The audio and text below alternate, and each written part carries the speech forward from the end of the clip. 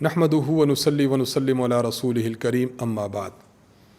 मोहतरम माओ, बहनों और बेटियों, आज का सिरात मुस्तकीम कोर्स सबक नंबर 13। आज के सबक में भी इंशाअल्लाहुल अज़ीज़ 5 बातों का बयान होगा।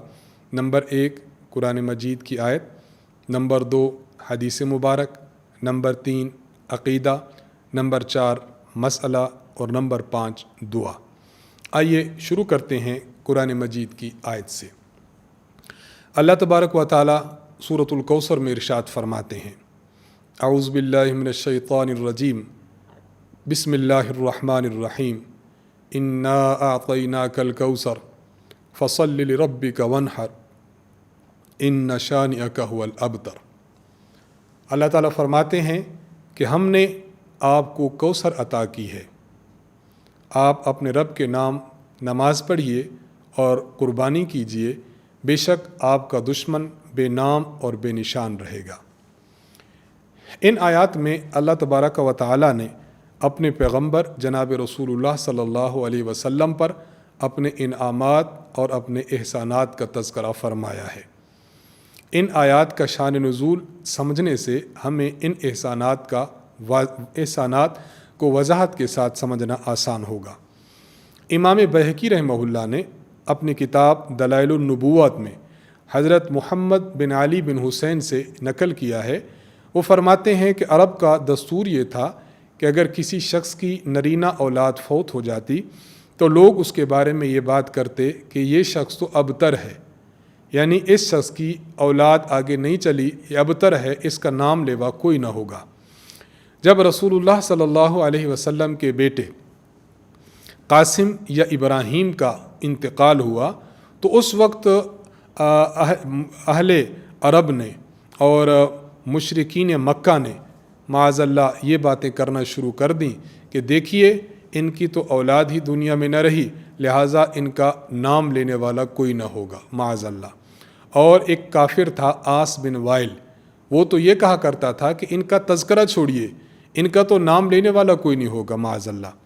तो उन लोगों ने नबी अलैहिस्सलातु वस्सलाम के इस मौका पर इस तरह अज़ियत की बातें हुजूर के बारे में की तो अल्लाह ताला ने फिर ये आयत नाज़िल फरमाई।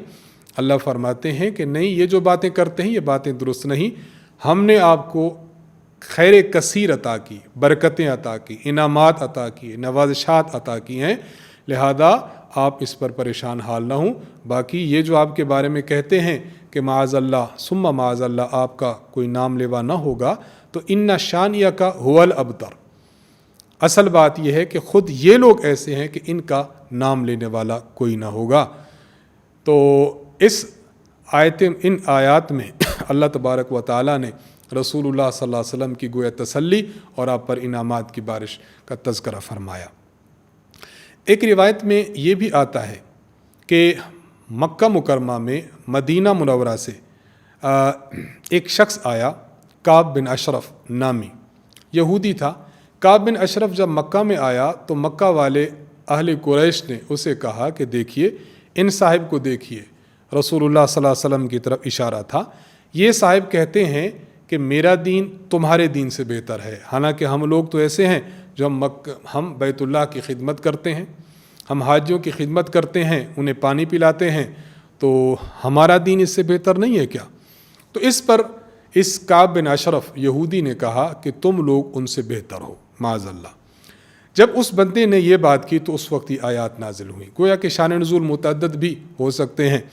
अल्लाह ताला ने इन आयात में फरमा दिया कि ये जो बात कह रहे हैं कि तुम लोग इनसे बेहतर हो, ये बात दुरुस्त नहीं, बल्कि सही बात यह है कि हमने आपको खैर व बरक़ात और आप पर इनायात इतने किए हैं।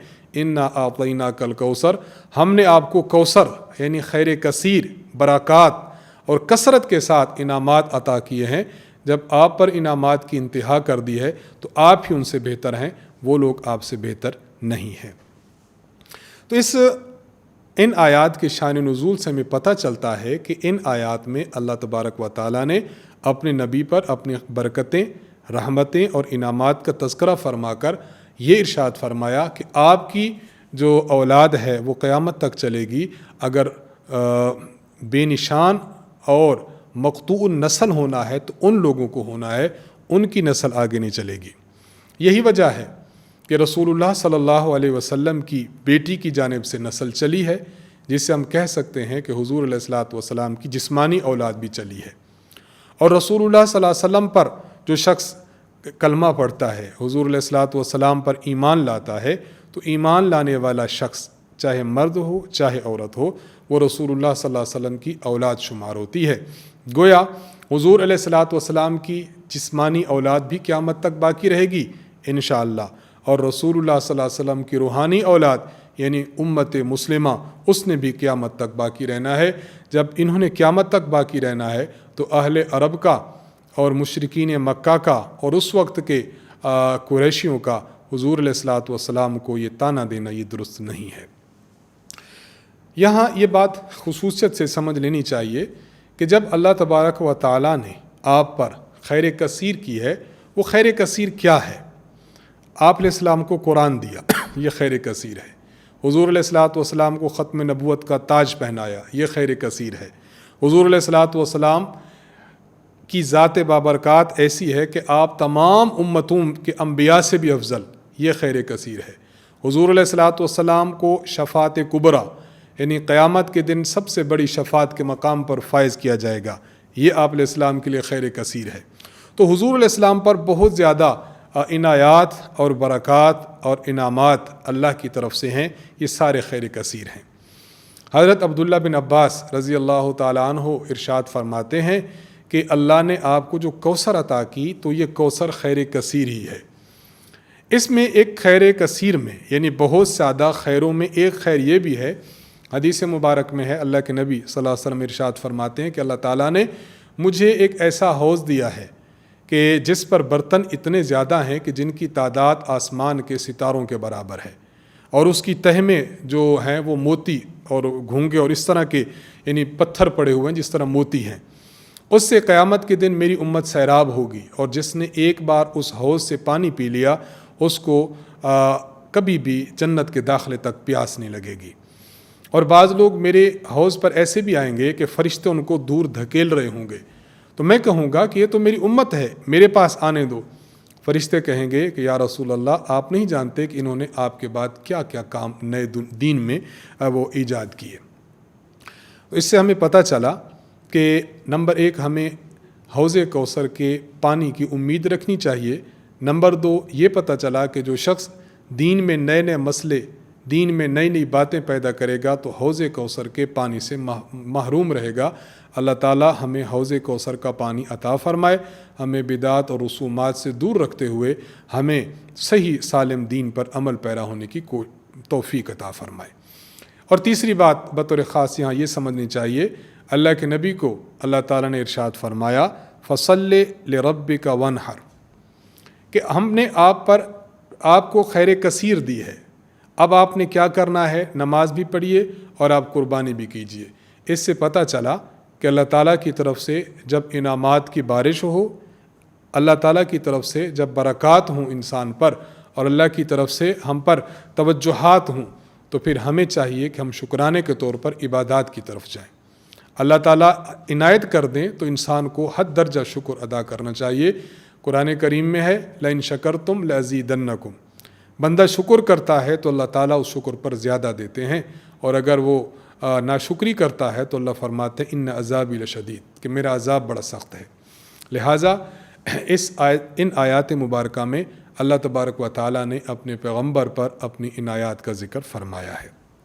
نمبر 2 حدیث مبارک، المعجم الکبیر میں امام ابو القاسم طبرانی رحمہ اللہ نے حضرت عمران بن حسین رضی اللہ عنہ سے ایک حدیث نقل کی ہے۔ فرماتے ہیں کہ رسول اللہ صلی اللہ علیہ وسلم نے فرمایا لا طاعۃ لمخلوق فی معصیۃ الخالق، مخلوق کی ایسی اطاعت کرنا، ایسی فرمانبرداری کرنا جائز نہیں جس کے نتیجے میں اللہ تعالیٰ کی نافرمانی لازم آتی ہو۔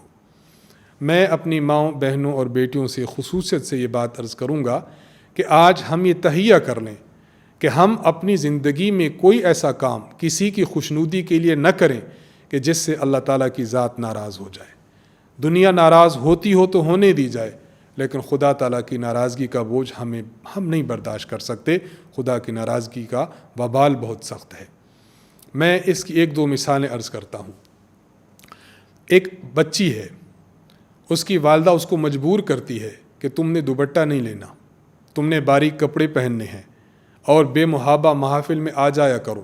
عموماً بعض کا مزاج ایسے ہوتا ہے، تو بچی پر والدہ کی یہ فرما برداری جائز نہیں ہے۔ بچی کو خدا تعالیٰ اور اللہ کے رسول کے فرامین کو سامنے رکھنا چاہیے اور اس طرح کے کاموں پر والدہ صاحبہ کی اطاعت سے گریز کرنا چاہیے۔ ہم بعض مرتبہ ایسا کام کر جاتے ہیں، خامد نے یہ بات کی تھی لہٰذا میں کر ڈالوں، یہ ناجائز ہے۔ بعض مرتبہ ہم سے بھی مسئلے پوچھے جاتے ہیں، خاوند کہتا ہے کہ خاتون سے کہ تم اپنے بال بالکل کٹوا دو، تو کیا میں کر سکتی ہوں یا نہیں؟ ہمارا جواب ان کو یہی ہوتا ہے کہ بالکل ناجائز ہے اور حرام ہے۔ خاوند کی خوشنودی کے لیے ایسا کام کرنا جس سے خدا تعالیٰ کی ذات ناراض ہو جائے، یہ بالکل جائز نہیں ہے۔ خاوند کو بھی چاہیے، اسی طرح بڑی خواتین کو بھی چاہیے کہ بچوں کے متعلق وہ باتیں کریں اور بچوں سے اس کام کا تقاضا کیا جائے کہ جس کام سے خدا تعالیٰ راضی ہو۔ کہیں ایسا نہ ہو کہ اللہ تعالیٰ کی ناراضگی ہم پر ایسی ظاہر ہو جائے کہ ہم دنیا اور آخرت میں خسارے اور نقصان والے بن جائیں۔ اس لیے ہمیں تمام کاموں میں خدا تعالیٰ کی رضامندی کو اور اللہ کی خوشنودی ہی کو سامنے رکھنا چاہیے۔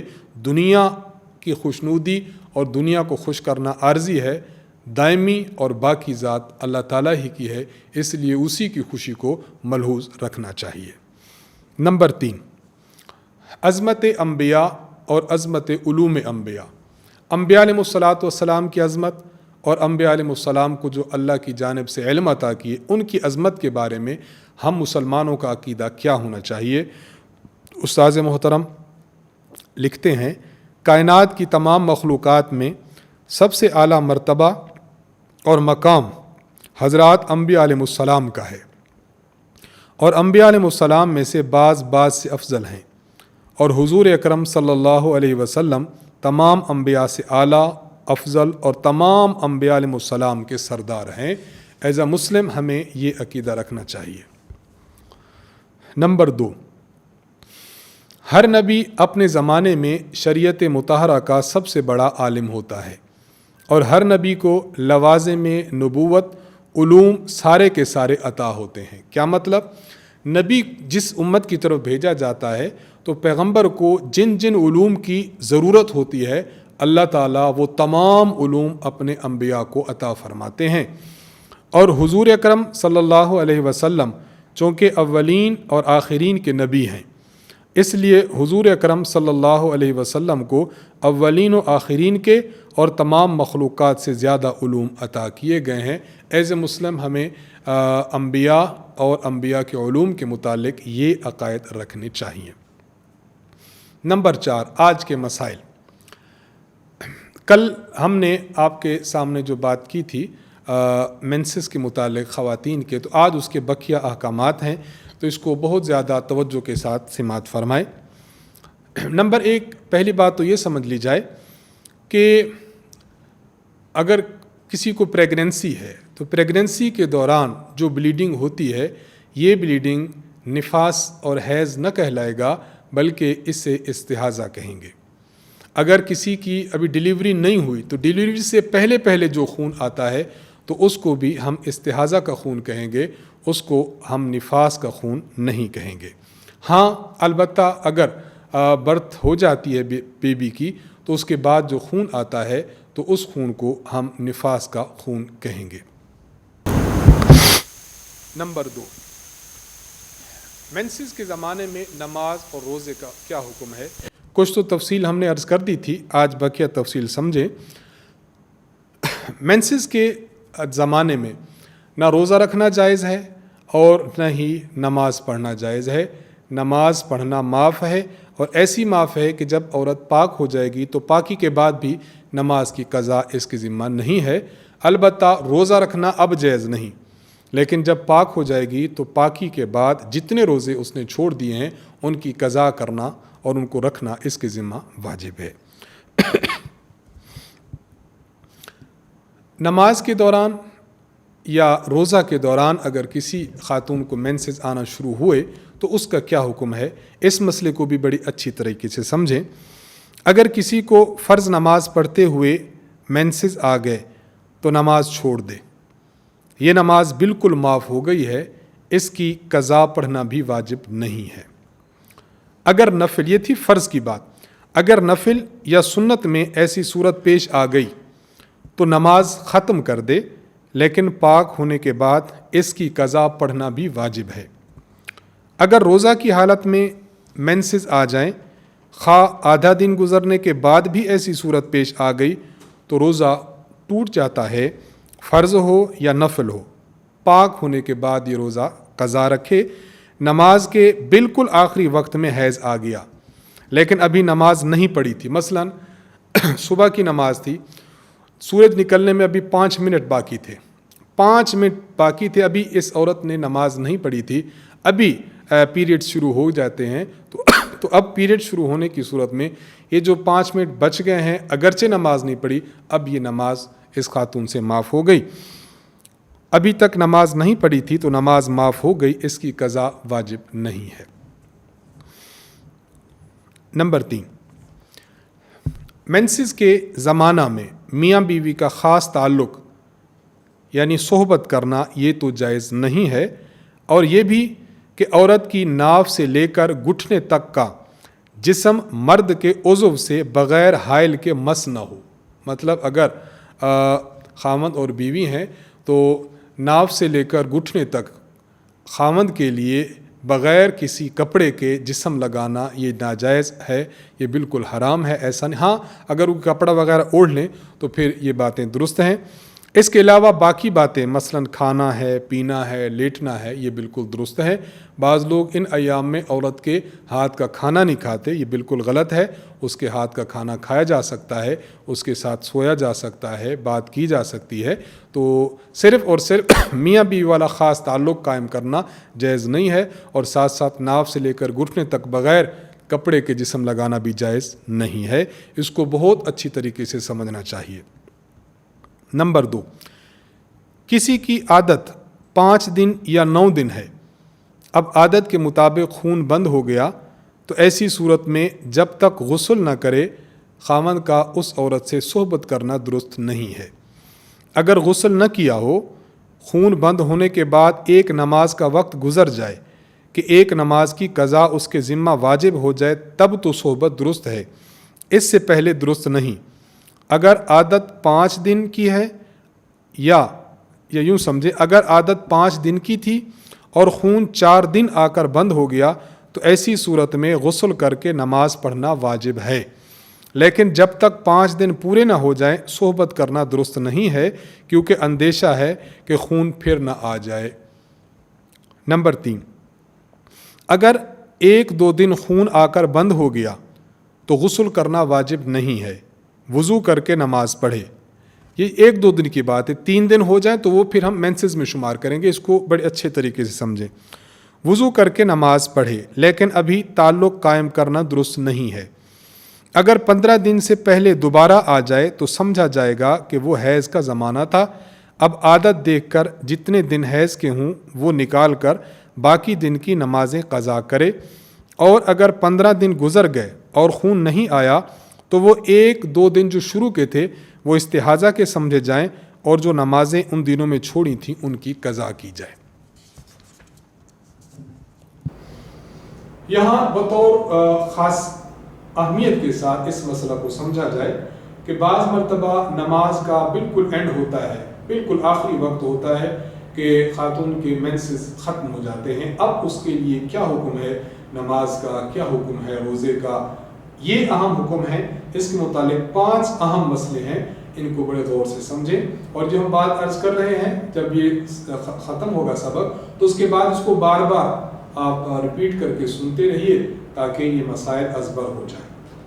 نمبر 1، اگر حیض بالکل نماز کے آخری وقت میں بند ہوا تو دیکھا جائے گا کہ اگر 10 دن سے کم آیا اور ایسے وقت بند ہوا کہ وقت بالکل تنگ ہے کہ جلدی اور پھرتی سے غسل کر کے فرائض ادا کر کے یعنی غسل کے فرائض ادا کر کے اتنا وقت باقی رہتا ہے کہ جس میں صرف ایک مرتبہ اللہ اکبر کہہ کر نیت باندھ سکتی ہے، اس سے زیادہ کچھ نہیں پڑھ سکتی، تب بھی نماز اس پر واجب ہو گئی، قضا پڑھنا پڑے گی۔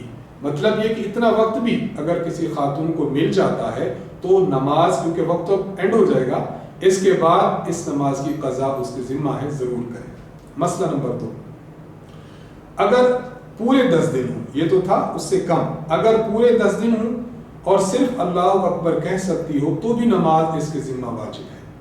نمبر 3، اگر رمضان شریف میں رات کو پاک ہوئی تو ایسی صورت میں اگر پورے 10 دن تک حیض آیا ہو اور ایسے وقت میں پاک ہوئی کہ صرف اللہ اکبر بھی نہیں کہہ سکتی کہ سحری کا وقت ختم ہو گیا، تب بھی صبح کو روزہ واجب ہے، اس کو چاہیے کہ نیت کرے اور صبح کو غسل کر لے۔ نمبر 4، اگر 10 دن سے کم حیض آیا اور ایسے وقت پاک ہوئی کہ صرف فرائض غسل ادا کر کے غسل تو کر لے گی لیکن روزہ کا وقت ختم ہونے سے پہلے اللہ اکبر نہیں کہہ سکتی، تب بھی روزہ اس کے ذمہ واجب ہو جائے گا۔ اگر غسل نہ کیا ہو تو چاہیے کہ نیت کر لے اور بعد میں غسل کر لے، روزہ بھر اس کے ذمہ ہے، اس کی نیت کرنی چاہیے۔ نمبر 5، اگر 10 دن سے کم آیا اور ایسے وقت بند ہوا کہ پھرتی سے غسل کرنے کا بھی وقت نہیں ہے تو روزہ رکھنا جائز نہیں ہے، سارا دن روزہ داروں کی طرح رہے اور پھر اس کے بعد اس کی قضا کرے۔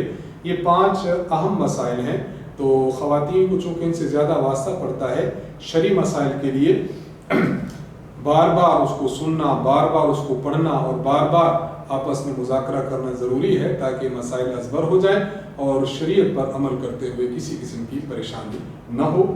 نمبر 5، آج کی دعا۔ آج کی دعا ہے کہ جب انسان کھانا شروع کرے یا کھانے کے شروع میں بسم اللہ پڑھنا بھول جائے تو پھر اب کیا کرے، اس کے لیے 2 دعائیں سمجھ لی جائیں۔ جب انسان کھانا شروع کرے تو یہ دعا پڑھے، بسم اللہ الرحمن الرحیم، اور اگر یہ پڑھنا بھول جائے، کھانے کے دوران اس کو یاد آئے تو پھر یہ پڑھے بسم اللہ اولہ و آخرہ۔ اس طرح اللہ تبارک و تعالی کھانے میں برکت عطا فرمائیں گے اور اس کھانے کو جزو بدن بنائیں گے۔ یہ اللہ تعالیٰ کا شکر بھی ہے کہ ہم اللہ تعالیٰ کا رزق کھاتے ہوئے خدا کا نام لیتے ہیں، اور حدیث مبارک میں اور قرآن کریم کی آیت میں ہے لئن شکرتم لازیدنکم، میرا شکر کرو گے تو میں زیادہ دوں گا۔ تو شکر کرتے ہوئے اللہ تعالیٰ کے رزق کو کھائیں گے تو انشاءاللہ اللہ تعالیٰ اس میں خیر اور برکت فرمائیں گے۔ آج کی اس دعا کے ساتھ صراط مستقیم کورس سبق نمبر 13 ختم ہوتا ہے۔ وآخر دعوانا الحمدللہ۔